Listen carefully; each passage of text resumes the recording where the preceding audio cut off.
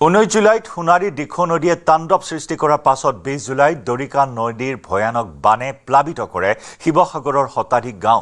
বিশেষকৈ শিৱসাগৰৰ ভাধৰাত হঠাতে ঘৰৰ মধ্যছলৈকে পানী উঠাৰ ফলত সৃষ্টি হয় ভয়াবহ পৰিস্থিতিৰ।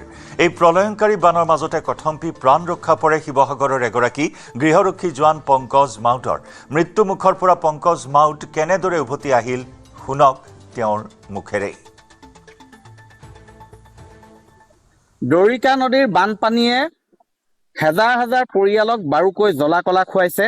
দৰিকা নদীৰ বানপানীত শিৱসাগৰৰ বেতবাৰী মৌজাৰ কেইবাগৰাকীও ব্যক্তিৰ ইতিমধ্যেই মৃত্যুমুখত পৰিছে। তেওঁলোকক পৰিয়ালবৰ্গক ইতিমধ্যেই সাহায্য প্ৰদান কৰা হৈছে আৰু এই বানৰ সময়ছোৱাত আন কেইবাগৰাকী ব্যক্তিৰ অথমপি প্ৰাণ ৰক্ষা পৰিছে। তাৰ ভিতৰত এগৰাকী হ'ল পংকজ মাউত। তেওঁ হৈছে শিৱসাগৰৰ গৃহৰক্ষী জোৱান। শিৱসাগৰৰ যান বাহন নিয়ন্ত্ৰণ শাখাত তেওঁ নিতৌ কৰ্মৰত হৈ থাকে, কিন্তু তেওঁ জীৱনলৈ যোৱা 20 জুলাইত দুৰ্ভিক্ষ নামি আহিছিলে। কথমপি তেওঁ প্ৰাণ ৰক্ষা পৰিলে।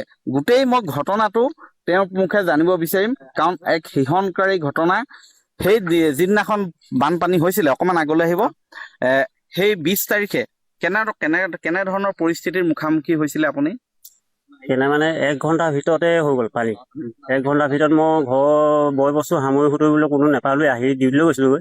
তাৰপৰা আহি ঘূৰি আহি যাত মই ঘৰত কাম লাগিছিলোহি। 1 ঘণ্টাত পানী উঠি গৈ আছে। লাষ্টত এতিয়া মই কি কৰিম? মা দেউতাকতো মই আনিব লাগিব আৰু খোজকাঢ়িব নোৱাৰে, বুকুচাত দাঙি নি আহে। এবুকু বাকী পানী তাত তাৰমানে মা দেউতাহঁতক নি পিনি ওখ ঠাইডোখৰত থলোগৈ। আৰু যিমান হৈ গৈছে মানে বহি আছে, সিমানে পানী উঠি গৈ আছে। তাৰপৰা লাষ্টত মই ভাবিলোঁ এতিয়া ৰাস্তাটোত যাব নোৱাৰোঁগৈ, এঠু ধৰি পানীত আহি আছোঁ। আহি মোবাইল লৈ আহিছিলোঁ, মোবাইলটো পানীত পৰিলে। তাৰপৰা মাহঁতক বচাবলৈ নাও ভুবা এখন নিম বুলি ভাবিছিলোঁ, সেইখনো নিব নোৱাৰিলোঁ। লাষ্টত হোটে মোক উটুৱাই লৈ আহিলে। আহি ইলেক্ট্ৰিকেলৰ পোষ্টতে 1 ঘণ্টা সময় মই আছোঁ। তাৰ লাষ্টত মোৰ লগত এজন আহিছিলে, সৰু ল'ৰা। সেইজনে সাঁতুৰি মেলি গৈ পিনি নাও এখন আনি পিনি মোক ৰাতি 10, 10:30মান বজাত তাৰপৰা উদ্ধাৰ কৰি লৈ গৈছে।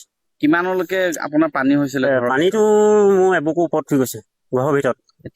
এতিয়া কমিছে মানে এতিয়া মানে ধৰি লওক এককাল মান আছেগৈ আৰু।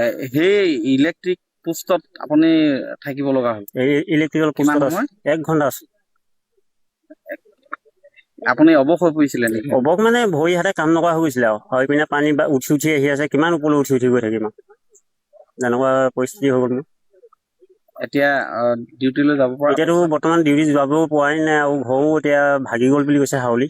তাকে ঠেকা ঠুকলি দি মেলি ৰাখি থৈছোঁ, বস্তুখিনিৰ ভিতৰত সোমাইছে। এতিয়া সেই লাহে লাহে ঘৰলৈ গৈ আৰু কি মানে বস্তু এটা পাওঁ আৰু ঘৰটোকে অকণমান ভাগে বচা বোলো পাওঁ বা বোলো।